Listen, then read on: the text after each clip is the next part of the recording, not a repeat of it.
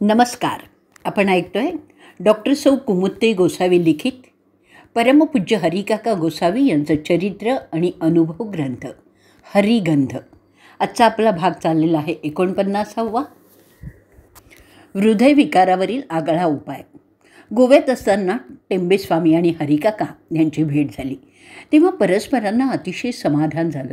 गोव्यातील दिगंबर आजगावकर आणि सावंतवाडीचे वामनराव कामत यांच्या प्रयत्नाने 1975-76 साली पिंगुळीचे म्हणजे गोव्याचे राऊळ महाराज आणि हरिकाका यांची भेट झाली.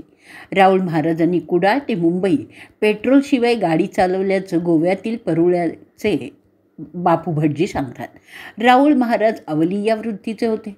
रंग सोडला तर हरिकाका आणि राऊळ महाराज यांच्यात कमालीचं साम्य असल्यामुळे तो म्हणजे मी आणि मी म्हणजे तो असं एकरूपत्व राऊळ महाराजांनी अनेक वार बोलून दाखवलेलं आहे.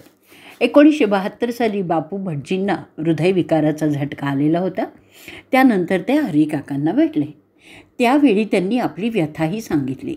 काकांनी त्यांना दर गुरुवारी पहाटे 5:10 पश्चिमेकडे बघून पुरुष सूक्त म्हणायला सांगितलं आणि 11 गुरुवार करून 12व्या गुरुवारी पश्चिमेला औदुंबराचं दर्शन घेऊन गणपती अथर्वशीर्ष म्हणायला सांगितलं. औदुंबराच्या झाडाला तीळ पाणी घालून प्रदक्षिणा घालायला सांगितल्या. परतताना भटजीबुवांनी काकांना एक पावली दिली आणि गणपतीची 4 नावं घेऊन 4 गाठी मारून ती नीट सांभाळून ठेवायला सांगितलं.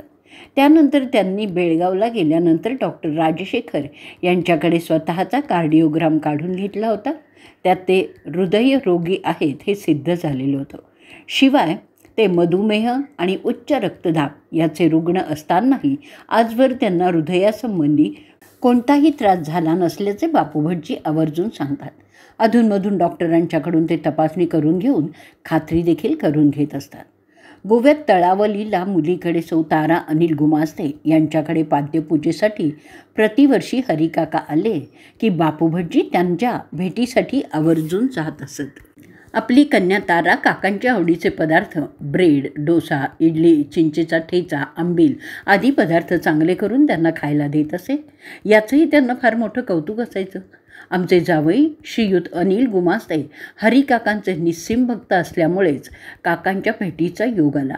आता शरीर अगदी थकलं असलं तरी काकांनी स्वतःच्या पूजेतील पादुका त्यांना दिला असल्यामुळे त्यांचं दर्शन घेण्यासाठी देखील त्यांचं मन आतुर असतं. असा हरिकाकांसंबंधीचा आदर ते व्यक्त करतात. परुळ्याला त्यांच्या घराच्या पुढ्यात असलेलं आदिनारायणाचं मंदिर, त्यातील आदिनारायण त्यांना जितका प्रिय तितकेच हरिकाकाही प्रिय आहेत. आपल्या संकटात साथ घालताच जो धावून येतो तो परमेश्वर असं आपण मानत असल्यामुळे त्या ईश्वराचं महत्त्व अन्यथा त्याला कोणी आठवलंच नसतं. संत सद्गुरू यांचा तर त्या संदर्भात आणखी वरचा क्रम लागतो. कारण प्रसंगी देवांनाही त्यांच्याकडे धाव घ्यावी लागते असा त्यांचा महिमा. कोल्हापुरातील डॉक्टर मनीषा अविनाश कुलकर्णी ही हरिकाकांची पणती. आपल्या पणज्यावर विलक्षण प्रेमभक्ती. आपल्या श्रीहरी क्लिनिकमध्ये पाऊल ठेवतानाही हरिस्मरण करणारी युवती. आपले अनुभव लिहून पाठवताना ती हरी आठवाने भारावून जाते. घेतलेल्या अनुभवातील डोळसपणे मोकळेपणाने व्यक्त करूनच जाते. पावलो पावली उभा आहे संकटा हरी, काय लिहू अन कसे लिहू हेच आहे उरी. असाच भाव डॉक्टर मनीषा यांचा असला तरी आपली अंतःप्रेरणा खरोखरच अनुभवावी अशीच असल्याची ग्वाही त्यांनी दिलेली आहे. सुमारे 5 वर्षापूर्वी मनीषा यांच्या वडिलांना म्हणजेच हनुमंतराव धर्माधिकारी यांना हृदयविकाराचा त्रास झाल्यामुळे अतिशय गंभीर अवस्थेत दवाखान्यात अतिदक्षता विभागात ठेवलं होतं. अनेक तज्ज्ञ डॉक्टर दिमतीला होते, परंतु रुग्णाचा उपचारांना योग्य प्रतिसाद मिळत नसल्यामुळे सर्वजण अतिशय काळजीत होते. डॉक्टर मनीषा यांना ज्यावेळी वडिलांच्या एकंदरच तब्येतीचं गांभीर्य ध्यानी आलं त्यावेळी त्यांच्या हातापायातली अवसानच गळून गेलं होतं. त्याचवेळी हरिस्मरण चालू झालं आणि त्या विजेच्या चपळाईने अतिदक्षता विभागात गेल्या. आपल्या बाबांच्या पायाजवळ बसून डोळे मिटून त्यांनी हरीचा धावा सुरू केला. काही वेळानंतर त्यांना असं जाणवलं की हरीची सूक्ष्म मूर्ती माझ्या बाबांच्या हृदयात प्रवेश करून लुप्त झाली आहे. मनीषाने डोळे उघडले आणि वडिलांच्या कार्डिओग्राममध्ये झालेली सुधारणा बघून त्यांच्यावरील गंडांतर टळल्याची खुणगाट मनात बांधली. आजही डॉक्टर मनीषाचे बाबा हरिकाकांचं स्मरण करतच औषधाचं सेवन करतात. असंच एकदा स्वप्नदृष्टांतात मनीषा आणि हरिकाका यांच्यात झटापट चालू झाली. एक अपघाती मृत्यू टाळण्यासाठी निघालेल्या काकांना स्वप्नातही मनीषाने अडवल्याने ठीक आहे म्हणून त्यांचा हट्ट पुरवून समजूत काढावी लागली होती. दुसऱ्या दिवशी सायंकाळी मनीषेची मोठी बहीण आणि मेहुणे अपघातातून वाचून एका वृद्ध सायकलस्वारालाही जीवदान देऊन परतल्याचं सांगायला आले. त्यावेळी मनीषाला काल रात्री झालेल्या स्वप्नदृष्टांताचा खरा उलगडा झाला. अपघातात हरिकृपेने गाडीचे ब्रेक लागले म्हणून केवळ एकाच अपघातातून 3 जीव वाचले होते. हरिकाका घरी दारी कुठेही असू देत, त्यांचं सभोवताली बारीक लक्ष असायचं. भांडी धुणी झाडझूड अशी कष्टाची कामं देखील कोण किती मन लावून करतोय यावरही त्यांची एखाद्या गरुडासारखी करडी नजर असायची. मात्र जीव ओतून काम करणाऱ्यांबद्दल त्यांना मोठं कौतुकच असायचं. कधी कृतीतून ते व्यक्तही करत असायचे. सुमारे 25 वर्षापूर्वी कोल्हापूरचे बंडोपंत कुलकर्णी निपाळीला राहत असताना हरिकाका त्यांच्या घरी सोफ्यात बसले होते. बंडोपंतांची 7-8 वर्षाची बहीण प्रभावती मधल्या दारातील उंबरठा पाणी टाकून खसखसून स्वच्छ पुसण्यात मग्न होती. काका तिच्याकडे बघत म्हणाले, पवाक मावशी, एका झटक्यात उंबरठा लख्ख पुसलास तू. पुढे तू सरकारी नोकरी करणार आहेस बरं का. काकांची ही भविष्यवाणी प्रभावतीच्या डोक्यावरून गेली असली तरीही काकांनी आपल्याकडे कौतुकाने बघत काहीतरी चांगलं सांगितलं या विचाराने तिची कळी खुलली. प्रभावतीचं पुढे 9वीपर्यंत शिक्षण झालं, पण ते थांबलं. ते कुलकर्णी कुटुंब कोल्हापुरात राहायला गेलं. प्रभावतीला नणंदीचं विवाहस्थळ आलं आणि सखारामपंत कुलकर्णी यांच्याशी हरिकाकांच्या पत्नी सौ लक्ष्मी काकींची चुलत भावाशी प्रभावतीचा विवाह देखील झाला. या विवाहात हरिकाकांचाच पुढाकार होता. सखारामपंतांचा मुख्य व्यवसाय शेती. ते जमीन धन धान्य यातच रमलेले. नणंदीसारखं खेडेगाव, घरात घासलेटचे दिवे, एकत्र कुटुंब यामुळे कामाचा धबडगाच मोठा. त्यात दिवस सरून जात असे. एक दिवस प्रभावतीच्या दिराने सखारामपंतांना पोस्टमास्टरची जागा भरणार असल्याचं सांगितलं. मासिक वेतन ₹57 मिळणार होतं. परंतु त्यांचा जीव शेतीवर जडलेला असल्यामुळे त्यांनी पत्नीचा नावाचा प्रस्ताव मांडला. महिलांनाही ती जागा मिळू शकते याची खात्री करून घेऊन त्यांनी पत्नीच्या नावाने अर्ज लिहिला. सौ प्रभावती हिरलग्याच्या दत्तजयंती उत्सवासाठी गेलेल्या असल्यामुळे अर्जावर तिच्या स्वाक्षरी घेण्यासाठी हिरलगला गाठलं. मात्र प्रभावतींनी स्वाक्षरी करण्याचं साफ नाकारलं. अगं, पदवीधर बेकार फिरत आहेत आणि तू आयती चालून आलेली संधी ते वेडणार. हरिकाकांनी अशा प्रकाराने तिची समजूत काढल्यानंतरच अर्जावर स्वाक्षरी तर केलीच, परंतु 27 डिसेंबर 1971 रोजी जेव्हा सौ प्रभावती सखारामपंत कुलकर्णी यांची पोस्टमास्टर म्हणून नेमणूक झाली तेव्हा त्यांना नेमणूक पत्रातील प्रत्येक अक्षरातूनही हरिकाका दिसत होते. त्यांनी पावशतकापूर्वी काढलेल्या शब्दांची त्यांना तीव्रतेने आठवण झाली. हरिवचनं नुसती सत्य होत नाहीत, तर ती अनेकांच्या जीवनाला समर्थ दिशा देऊनही जातात याचा त्यांना प्रत्यय आला. एक तेजोरूप दुसऱ्या तेजात पूर्णतः मिसळलं आहे. हरिकाकांच्या जन्मापूर्वी त्यांच्या आईला ज्या कुंभारस्वामींचा विशेष आशीर्वाद लाभला ते देखील सूर्योपासकच होते. त्यांच्या प्रखर सूर्योपासनेमुळेच त्यांना सूक्ष्म रूपाने सूर्यकिरणांसारखा सर्वत्र संचार करता येत असे. त्या तेजाशीही काकांचा तेजानुबंध होताच. आपल्या मर्यादित दृष्टीने जोवर आपण हरिरूप पाहू तोवर त्या पल्याड असलेली त्यांची असंख्य रूपं आपल्याला कशी निहाळता येतील. 1987 साली पैठणला गोदामाईच्या कुशीत शिरल्यानंतर माध्यान्हकाळी सूर्याला अर्घ देताना त्यांच्या मुखावर विलसलेल्या अनुपम तेजाची प्रभा पाहून डोळे दिपून गेले. एका तेजाने दुसऱ्या तेजाची चालवलेली ही पूजा नसून दोहोंचं ते एक अपूर्व मिलन आहे. ते तेज आपल्या चर्मचक्षुंमध्ये साठवून घेणं किती अवघड आहे याची तीव्रतेने जाणीव झाली. त्या तेजाचा केवळ आठव आजही रोमांचित करून जातो. असं सामर्थ्य त्या तेजात आहे. त्या अलौकिक तेजाशी सूर्योपासक संत एकनाथी वंश परंपरेशी कसं नातं आहे हेही ध्यानी येतं. स्थिर रचना आत्मा असलेल्या सूर्याच्या उपासनेने हरिकाकांनाही विश्वाच्या चैतन्याची अनुभूती आली होती. प्रभो त्रिभुवनोज्ज्वला कनकसुंदर भास्करा, समस्त जनरक्षणा विमल रूप सर्वेधरा, प्रकाश जगता तुझा सकल विश्व संरक्षणा, सदैव तुझी या पदी गमन अशी आदिनारायणा. आदिनारायणाला हरिकाकांची वंदना होती. गायत्री छंदातील सावित्री मंत्राचीही त्यांची उपासना होती. भौतिक संकटात सापडलेल्या आपल्या काही भक्तांना हरिकाकांनी सूर्योपासनेचा नियम दिलेला होता. मुळातच काका तेजाचे प्रकाशाचे पुजारी, त्यामुळे त्यांनी समाजाला सतत प्रकाशवाटच दाखवली.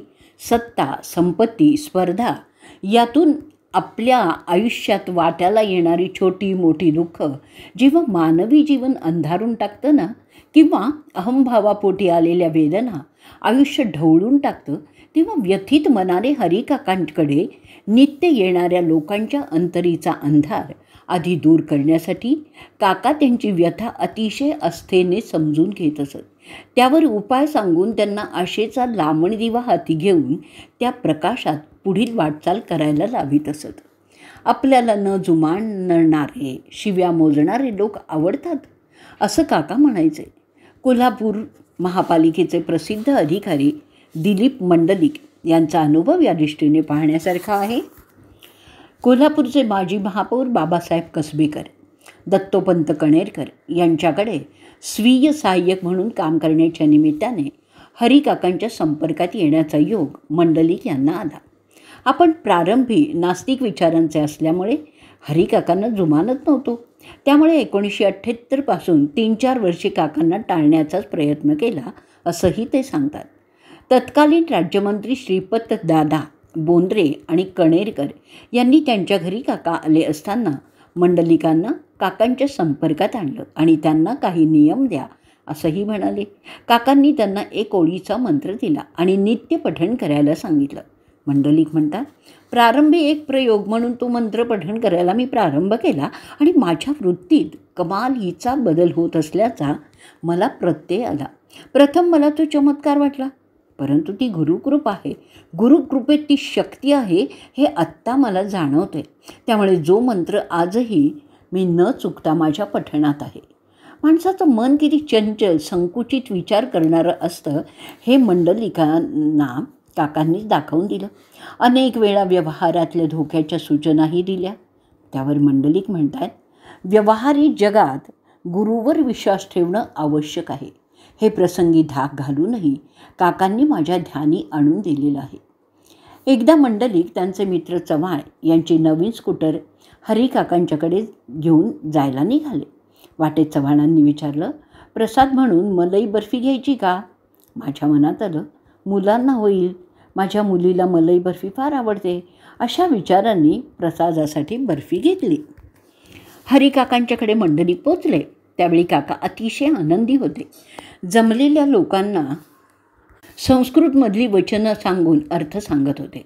भक्तिगीतं म्हणत होते. जवळजवळ 2-2.5 तास काकांची ब्रह्मानंदी टाळी लागली. काका समेवर आल्यानंतर मंडलिकांनी बर्फीचा प्रसाद काकांच्या पुढे ठेवला. तो त्यांनी हाताने बाजूला सारला आणि उद्गारले, घरी पोरांना होईल. अंगावर जणू काही विजेचा लोळ कोसळल्याचा मंडलिकांना भास झाला. त्यांना वाटलं, काकांनी मला एका क्षणात अनेक दाखले दाखवलेत. साध्या प्रसंगातून दिव्यत्वाची प्रचिती दिली. 5-6 तासांपूर्वी 110 किलोमीटर अंतरावर माझ्या क्षुद्र संसारी मनातून प्रसाद घेताना त्याला चिकटलेल्या भावना मला दाखवून दिल्या आणि भक्तिमार्गात माणसाने निष्काम भावानेच भक्ती करायला हवी. क्षणैक मोहापासून दूर राहून निर्लेप मनानेच भक्ती करायला हवी हे काकांनी मला दाखवून दिलं. हरिकाकांनी अशा अनेक मार्गांनी नास्तिक भक्तांनाही डोळस भक्तीची वाट दाखवली आहे. हरिकाकांची सांकेतिक भाषा पुष्कळदा भल्या भल्या बुद्धिवंतांना तिचं आकलन नीट होत नसे. दिलीप मंडलिकांना नारळाचा प्रसाद देताना सोलीव नारळ हातात घेतला आणि त्याच्याकडे पाहत काका म्हणाले, अरे, नारळाला डोळे असतात हे तुला माहीत आहे की नाही? डोळे उघडे ठेवून नारळ देत जा. मंडलिकांनी होकार भरताच काकांनी त्यांना बजावलं. नारळाला 3 डोळे असतात, 3रा डोळा उघडायचा नाही, पण 2 डोळे उघडून नारळ देत जा. मला नारळाचे डोळे दाखव बघू. मंडलिकांनी नारळाचे 2 डोळे काकांना दाखवलं आणि पुढे मंडलिक दर गुरुवारी गंगावेशीतील श्रीकृष्ण सरस्वतीच्या मंदिरात म्हणजे कोल्हापूरच्या नारळाचे 2 डोळे उघडे ठेवून नारळ अर्पण करीत असत. परंतु काकांनी मंडलिकांना त्यांच्या महापालिकेतील 2 मित्रांच्या संदर्भात धोक्याची सूचना देऊन ठेवली होती. हे नंतर त्यांच्या ध्यानी आलं. माझ्या मित्रांच्या संदर्भात माझा फसलेला व्यवहार मी 3रा डोळा न उघडता म्हणजेच त्रागा न करता स्वीकारावा, हा काकांनी मला दिलेला पूर्वदेश मी जाणू शकलो नाही. तो पूर्व संदेश आहे हेच मला कळलं नाही. पण जेव्हा लक्षात आलं तेव्हा उशीर झाला होता. तरी गळ्याशी आलेल्या त्या संकटातून काकांनीच तर मला सोडवलं आहे. असाच एक व्यवहार अंगलट आल्याने मंडलिक एका ज्योतिषाकडे गेले. त्यांची प्रत्येक प्रश्नाला 10-15 रुपये दक्षिणा आहे असं कळताच ते चक्रावून गेले. नंतर मंडलिक हरिकाकांच्याकडे गेले तेव्हा काका कडाडले. मी काय कुडमुड्या ज्योतिषी आहे की काय? 10.25 रुपये घेऊन भविष्य सांगणारा? चल, चालता हो इथून. काकांनी मंडलिकांना अक्षरशः हाकलून लावलं. पुढे 2-3 दिवस मंडलिक भ्रमिष्ठासारखे वावरत होते. पण नंतर त्यांच्या लक्षात आलं की आपण 10.25 रुपये देऊन ज्योतिषाकडे गेलो होतो. त्याबद्दल काकांनी आपल्याला जाणीव करून दिलेली आहे. सद्गुरूंच्यावर विश्वास न ठेवण्याच्या माझ्या प्रवृत्तीला काकांनी चांगलाच धडा शिकवला आणि त्यामुळेच आज तागायत मला कोणत्याही ज्योतिषाकडे किंवा बुवांकडे जाऊन काही विचारावंसं वाटलंच नाही. काकांचं नामस्मरण करून मी कोणत्याही संकटाला सामोरा जातो, कोणत्याही कार्याला प्रारंभ करतो.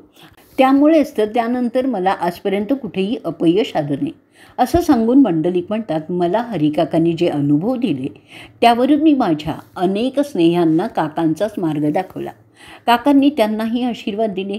त्यांच्या पूर्व सुकृतानुसार काकांनी त्यांना फळही दिलं. माझ्या बाबतीत मात्र हरिकाकांचा आशीर्वाद, मार्गदर्शन, संदेश याचा सुगंध माझ्या जीवनात अंतापर्यंत निश्चितपणाने दरवळत राहणार आहे असा मला विश्वास आहे. भारतीय सैन्यातील एक सेवानिवृत्त कॅप्टन प्रभाकर दिवेकर. त्यांच्याच मुलीच्या अंगावर 4-5 पांढरे कोडाचे डाग होते. भरपूर वैद्यकीय उपचार करूनही ते घाईत जात नव्हते. तेव्हा ते त्या संदर्भात एकदा काकांच्याकडे आले आणि म्हणाले, तुझ्या घराच्या पश्चिमेच्या बाजूला औदुंबराचं एक झाड आहे. त्याला रोज प्रदक्षिणा घालायला तुझ्या मुलीला सांग. डाग संपूर्ण जाईपर्यंत त्या रोज घालायच्या. प्रवासात गावाला गेल्यावर जर औदुंबर दिसला नाही तर कडुलिंबालाही औदुंबर मानून प्रदक्षिणा घातल्या तरी चालतील. फक्त नियम चुकता कामा नये. हरिकाकांच्या या नियम उपचारांनी दिवेकरांच्या मुलीची कोडातून मुक्तता झाली. 20 डिसेंबर 1990 रोजी दिवेकरांच्या नातवाला एकाएकी फिट्स यायला लागल्या. त्यामुळे साहजिकच सर्वजण घाबरून गेले. डॉक्टर नंदा जोशींच्या दवाखान्यात मुलाने नातवाला दाखवण्यासाठी नेलं तर डॉक्टर इंदोरला गेल्याचं समजलं. डॉक्टर सौ जोशींनी नातवाला दुसऱ्या दवाखान्यात त्वरित नेण्यासाठी चिठ्ठी लिहून दिली आणि अगदी ताबडतोब दुसरीकडे इलाज करण्यासंबंधीही बजावलं. परंतु हरिकाका त्यांच्याच दवाखान्यात आहेत म्हटल्यावर काही केलं दिवेकरांचा तिथून पाय काही निघेना. त्यांनी नातवालाच काकांच्या पायाशी ठेवलं. त्यांचा चरणस्पर्श, आशीर्वाद घेऊन त्यांनी दुसऱ्या दवाखान्यात नातवाला नेलं आणि त्यातला काही तासातच आराम पडायला प्रारंभ झाला. दुसऱ्या दिवशी हरिकाकांनी देह ठेवल्याची बातमी येऊन धडकली आणि दिवेकरांचं मन भरून आलं. त्यांना सारखं जाणवायला लागलं हरिकाकांनीच आपलं उरलेलं आयुष्य आपल्या नातवाला देऊन वाचवलं. हरिकाकांनी पाणीत असताना एक गृहस्थ त्यांच्याकडे आला. काका म्हणाले, अरे, यालाही टिळा लावा. तो गृहस्थ मंगळवार पेठेतून आला होता. त्याला घरी परतायची घाई होती. तो जाण्यासाठी चुळबुळ करत असल्याचं पाहून काका उद्गारले, अरे, याला आता जायची फार घाई झालेली आहे, जाऊ द्या त्याला. तो गृहस्थ घराच्या उंबरठ्यापर्यंत कसाबसा पोचला आणि त्याला हृदयविकाराचा तीव्र झटका आला आणि त्यातच त्याचं निधन झालं. निसर्गाच्या किंवा नियतीच्या नियमाबाहेर जाण्याचा, ईश्वरी इच्छेविरुद्ध जाऊन आपल्या सिद्धीचा, सामर्थ्याचा उपयोग हरिकाकांनी कधीच करून घेतला नाही. फक्त संकटांना सामोरं जाण्याचं सामर्थ्य मात्र त्यांनी भक्तांना भरभरून दिलं. काही वेळा भक्तांचे आजार त्यांनी अंगीकारले असले तरी त्यामागेही त्या भक्ताच्या प्रारंभ कर्माचं, त्यांच्या अंतरातील भक्तिभावाचं, मागील जन्माच्या आणि या जन्मीच्या पुण्य संचयाचं असं काहीतरी सूत्र असणार हे त्यावरूनच स्पष्ट होत होतं. एके दिवशी शिरोळच्या मुरलीधरपंत कुलकर्णींनी एक ललकारी हरिकाकांच्या समक्ष त्यांच्याच अनुमतीने अदा केली. आनंदभरित आनंदवासे सच्चिदानंद सद्गुरू वाचा सिद्धेपती हरिभैरवनंदनाथ सरस्वती महाराज की जय, की जय, की जय. हरिकाका म्हणाले, ललकारी तर छान आहे, परंतु ही ललकारी कशासाठी? त्यावर मुरलीधरपंत म्हणाले, गुरु कसा स्मरावा, जागृतीसाठी गुरुभाव श्रेष्ठ कसा आहे हे समजावं त्यासाठी. गुरु निर्गुणात गेल्यावरही आपल्या भक्तांचं कल्याणच करीत असतो, त्यांना सन्मार्गी ठेवून आनंद देत राहतो, म्हणून ही ललकारी. मुरलीधरपंतांनी ललकारीतील आत्मभाव व्यक्त केला. ठीक आहे, प्रचिती घे, येईल. हरिकाकांनी असं म्हणताच या विषयावर पडदा पडला. पुढे मुरलीधरपंत एकदा पावसला गेले असताना हरिकाकांचे नातू म्हणून तेथील विश्वस्तांनी त्यांचा सत्कार केला. गुरुसंबंधी त्यांनी 4 शब्द सांगावेत म्हणून आग्रह धरला. त्यावेळी आधी त्यांना मोठा प्रेच पडला, परंतु त्यांनी मनोमन हरिकाकांचं स्मरण केलं आणि क्षणातच त्यांच्या मुखातून नेमकी तीच ललकारी आली. त्यानंतर त्यांनी राम कृष्ण गोविंद विठ्ठल केशव या हरिनामाचा जप आणि नामघोषही केला आणि मग गुरुसंबंधीचे विचार व्यक्त केले. मी हरीची ललकारी दिली त्याचा भावार्थ आणि स्वामी स्वरूपानंद, स्व अधिक रूप अधिक आनंद म्हणजे स्वरूपानंद, याचा लक्षार्थ एकच आहे. ते दोघेही सद्गुरूच आहेत आणि आपल्या रूपाने मला दर्शन सुख देत आहेत. या दोन्हीही गुरुमाऊलीतील एकच अद्वैत सूत्र आहे, ते केवळ आनंद सूत्र आहे, अद्वैतानंद सूत्र आहे. हरिस्वरूपानंद असं म्हणण्यात त्या दोहोतील अद्वैतही गुरुभावच बोलून जातो. हरिकाका आणि स्वरूपानंद यांच्यातील अद्वैत गुरुभावाची झालेली अशी ही गुंफण स्वरूपानंद शिष्यांनाही भावलेली आहे. त्यांनी मुरलीधरपंतांचा हरिकाकांच्या ललकारीसह सत्कार केला. हरिकाकांनी अशी प्रचिती आपल्या असंख्य भक्तांना सगुण रूपात असतानाही दिलेली आहे आणि आजही निर्गुण निराकारातही राहून त्यांच्या अनेक भक्तांना ती येतही आहे. सद्गुरू कृपेचा अक्षय झरा कायम राखणारे सद्गुरू हे तत्व चिरंतन असल्याचा त्यातून प्रत्यय येतो. केवळ नितळ भावाने ते जाणून मात्र घ्यायला हवं. अरूपे घेतले रूप, रूप झाले अनंत रूप. याप्रमाणे हरिकाकांच्या विविध रूपाने ज्यांनी ज्यांनी दर्शन घेतलेलं आहे त्या अरूपातील रूपाचा वेध ज्यांना त्यांना लागलेला आहे त्यांना प्रत्येकाला त्या त्या रूपातील कोणती ना कोणती लौकिक पारलौकिक पातळीवरील प्रचिती अनुभवायला मिळाली आहे. जेथे नाम नाद घोष हरिनामाचा, रामकृष्ण गोविंद विठ्ठल केशवाचा, तिथे आनंद चित सुखाचा, तिथे आनंद चित सुखाचा. असा अनुभव आपल्याला आजही हरिनामात साक्षीत्व देत आहे. हरिकाकांच्या शब्दात सांगायचं तर प्रचिती घे, येईल हे खरं आहे. आजचा भाग आपण इथे संपवणार आहोत. अवधूत चिंतन श्री गुरुदेव दत्त.